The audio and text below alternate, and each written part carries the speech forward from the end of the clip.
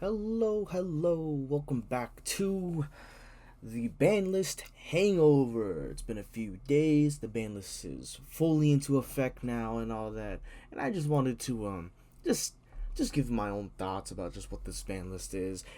At first glance, everyone of course was hyping about it. It's like, oh, we finally got it, this Banlist is peak and all that stuff, but now after the hype settled down, we got like a few days to look through it and stuff like that, right? And people are just come to realize is like this band list didn't do as much as it should have, and there's gonna be more rights and all that now. But here I am. Anywho, in case you don't know, I do have the band list. I did write down the band list right here. Just a quick recap: Forbidden, Fiendsmith's Lacrima, Appaloosa, Bow of the Goddess, Hot Red Dragon, Archfiend King Calamity, and Beatrice Lady Eternal are now banned. At 1, we have 1 Eva, which has gone from unbanned to limited. Snake Eyes Ash, Popular, Strings, Dark Strings, Braindead Fusion, Opening Spear Gates, Sanguine Summoning, Skill Drain are now gone to 1, and That Grass Looks Greener has been unbanned to 1. To the semi-limits, Blaster, Redox, Tempest Tidal, Lunalight Tiger, Thunder Dragon Colossus, and Ib the World Giles Justisar is now at 2 now from 1. And for the Unlimiteds, Armageddon Knight, Red Rose Dragon, Magic Spectre Kieran, Plush Fire, Ancient Fairy Dragon, Denglong, the first of the Yang Zing, and Time Seal are now at 3. These are probably the hits that don't matter too much, really.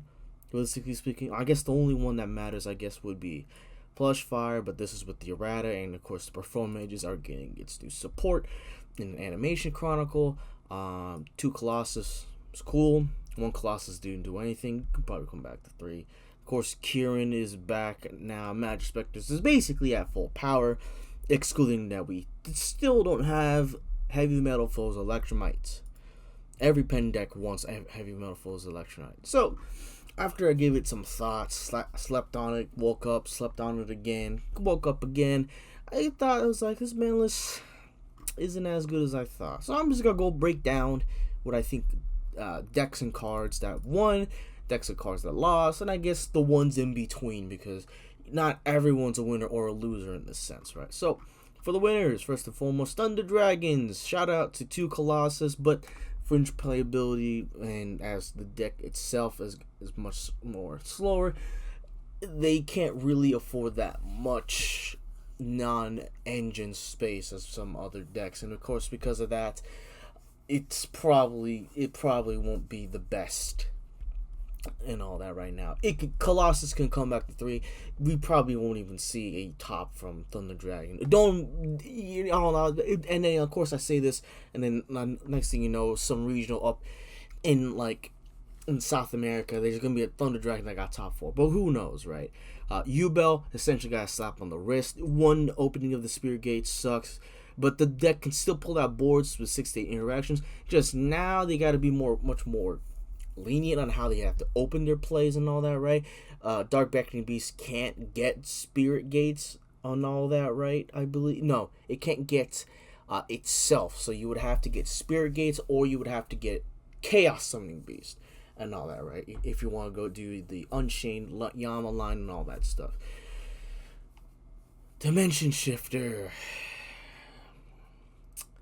It's not banned, not at 1, meaning that it'll still warp games into a pacifist unless your opponent draw better and handled it. It's still not a fun card to play against at all. It's not a fun card in general. It should have been hit, really, especially and all that, especially with just how many decks just lose to Shifter and all that. Nibiru the Primal Being, losing Appaloosa with Baron de Fleur and Borlord Savage Dragon means that most decks don't have a protection against Nibiru, and depending on when Nibiru is activated and resolves, it could just effectively end some decks' turns on their spots, right? And of course, while in the OCG, they do still have Appaloosa, Baron, and Borlord Savage and all that. So it's interesting, I guess, meta and all that, where some decks can still run Baron and Appaloosa, while here we can't at all, right? And This should be in the losers section and all that. Let me just I'll come back to that in just a moment. Okay, so next up for the losers, branded fusion to 1 sucks, makes the deck much less consistent now and all that, right? But the obvious hit should have been Sanctifier, because that is a branded expulsion on legs. They are still going to puppet lock you, guys. Understand this. That is their main win con. And then, of course, can't do anything about the gimmick puppet lock, right? Guess what? You're just going to get OTK in your next turn. Tenpai, right? Losing 2 Singing Summoning and 2 Pot of Prosperity means that the deck is much more vulnerable now. Running that many non-actually means it's hard to find you as playmakers, and its overall consistency and all that, right?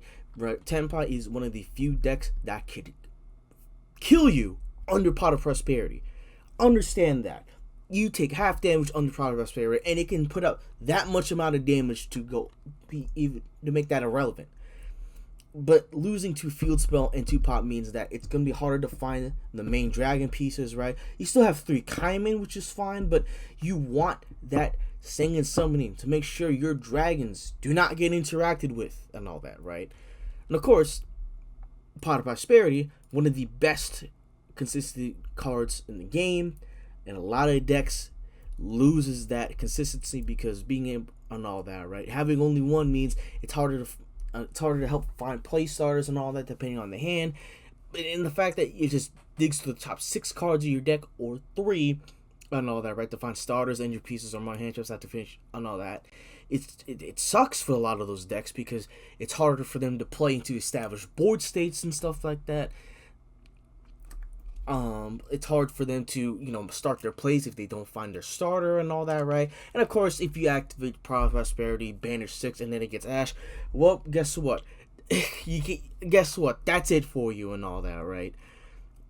Beatrice, good riddance. This card itself was a Burning Abyss card. That didn't support it by name, but it is a Burning Abyss card. But it wasn't even really. I think it was used outside of Burning Abyss than inside of Burning Abyss itself. So, good riddance that it's banned. And of course, the Fiendsmith engine, Lacrima being banned is huge. It is also the fastest banned card from release, by the way. This means that the engine can be a splashable now, because being Lacrima and Engrave itself is a rank 6 Beatrice, but Beatrice is banned. High King Wave Caesar, right? Or Constello Ptolemy to help with the grind game. It's harder to do that now. But the thing is, here we do have Aerial Eater and Necroquip Princess, meaning you can still make the rank 6 and all that, but also with Lacrima ban meanings, that's harder to extend now because of Lacrima being banned. And not only that, the 1200 effect damage, like, really? Thank God that's gone, right, too, right? Finally, second place. This is the in-between, because not everyone is a winner and loser. I was torn over where to put Snake Eyes at. Losing Ash to Popular the 1 is terrible, especially if you open your 1 Popular, right? That means your Ash has to search something else, but the deck still has 3 Wanted, Bonfire, and Diabellstar, and Flamebridge is still running around because the deck it didn't get hit. So that means the deck is still playable. Of course, it's not a lot less consistent now because, well, only 1 Ash, only 1 Popular, right? It means that the deck the end board is much more breakable now, essentially, right? The deck can't really go balls to the walls and all that, right? It also can't end on Appaloosa now, right? It can't and all that. So it's just, the deck is much more easier, I guess, to play into and all that. Gimmick puppets on here. Yes, losing 1 strings and dark strings sucks, but meaning that the deck can't FTK as consistently anymore, but it could still FTK. It is very much doable now, right? Because now you can also incorporate lines with Leo and Disaster Leo. You can just play more Giant Grinder and Giant Hunter, right, to do the burn damage, of course. Giant Hunter, by the way, is a soft once per turn, so being able to rank into 2 Giant Hunters doing full burn damage every single time, it's still very much doable and all that, right? and all that. I think there are a lot more losers than winners and all that per se. The main winners I think would be just Ubel, and then these two, right? And all that. Ubel is still a top deck. Like, yeah, one Spear Gate sucks, but the deck can still do its thing relatively uninterrupted, right? They are normal, but they have 3 Throne, 3 Nightmare Pain, right? 3 Phantom, right? 3 Phantom, insane. And of course, there's a lot more losers. I think what I would have put here would be just rogue decks, right? Any rogue decks, because first and foremost, any deck that would play Pot of Prosperity, you lost one of your best consistency tools and all that to help find your starters. Like, say, Dinos, right? Dinos, they don't have a 1-card starter like most decks. They need 2, really, right? Like, and all that, right? And all that. Pot of Prosperity helps find those starters. But since it's now at 1, it's going to be a lot harder for Dinos to play through decks, because if that Overraptor gets negated and you don't have Misk in hand and all that, your turn is essentially over unless and all that, until you get Ground Xeno. You get your Ground Xeno Search, pop the baby in hand, right? There's other factors, but essentially, like, Madolche would lose a lot of power. Dinos lose, like, a lot of rogue decks just lose a lot of its power because it lost the best consistency tool in the game. Right. There's a lot more other decks that did get hit. I mean, another winner I guess I would put on here probably would be the Dragon Rulers. Them being at 2 is fine. I mean, it's not going to change anything. The game's not going to warp around Dragon Ruler mirror matches now, right? Trying to see who can revolve Super Rejuve and stuff like that, right? The deck has gone far enough. The game has gone far enough where the Dragon Rulers can be at 3. It won't accomplish much, right? And all that. And my overall thoughts is just, it looked good on paper, right? When it dropped, everyone was like, hip hip hooray. They're all cheering. They're popping their champagne. It looked good on paper, but there's a lot of other factors, right? That's like, first and foremost, Rage of the Abyss, which comes out in October. It will make Snake Eyes the best deck again, right? You can argue that it still could be the best deck, right? But Ubel is probably the best deck as of right now. And of course, that deck will fold after Rage of the Abyss, because Molcharmi Fuwaras will come out, and that deck goes through its extra about 8-9 times, and that's not good. You don't want them to draw 9 cards, right? The main thing about this list is that it just handled consistency pieces, right? It just handled decks that were really consistent on getting its play. So that's what it really feels like. It only hit the consistency pieces. It didn't hit all the good stuff, right? Like these 4 amazing hits, right? But then that's it. It was only 4 cards banned. You would expect like Flamberge on here, maybe like a Ubel card unlimited, right? Like Phantom would be limited. You expect a lot more cards in the forbidden slot, and that's what everyone expected. But we only got 4, right? Granted, these 4 are really good, and I think these 3 specifically had its time coming, right? But it's not enough.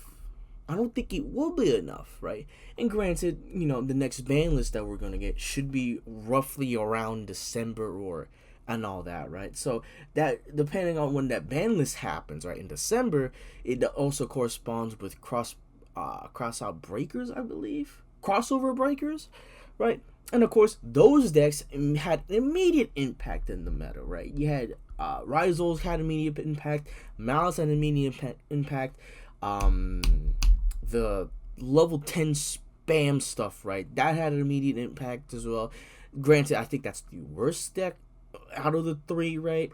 But I think everyone is just tired of Snake Eyes. Everyone is tired, and they wanted this ban list to handle Snake Eyes, and technically it did, right?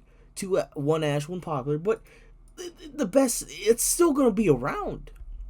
Like, the deck is still going to perform and go balls to walls with the combo, making 18 interaction boards, not 18, but you get what I mean. It's gonna make so many interactions that your opponent can't play into that or can't break it. It's just gonna be, it's gonna suck. I just wish that the ban list did more and all that, right? And like, I wish it did more, but this is Konami, right? And I think this is a step in the right direction, though. I like first and foremost, the unlimited. While they don't really matter, there are 7 unlimits, right? I feel like whenever they do unlimits, right, I think that's how many forbidden should go in, right? And all that, right? You're freeing up space in the forbidden slots to go for the forbidden slots, right? You know. But I do think this ban list is a step in the right direction. They are looking at the problematic cards, right? But they still haven't addressed the bigger elephants in the room and stuff like that. Like, and all that. Anywho, that's just what I think about this ban list. It is September 3rd at the time recording this. So who knows, right? Let's see what the next regional has in store for us.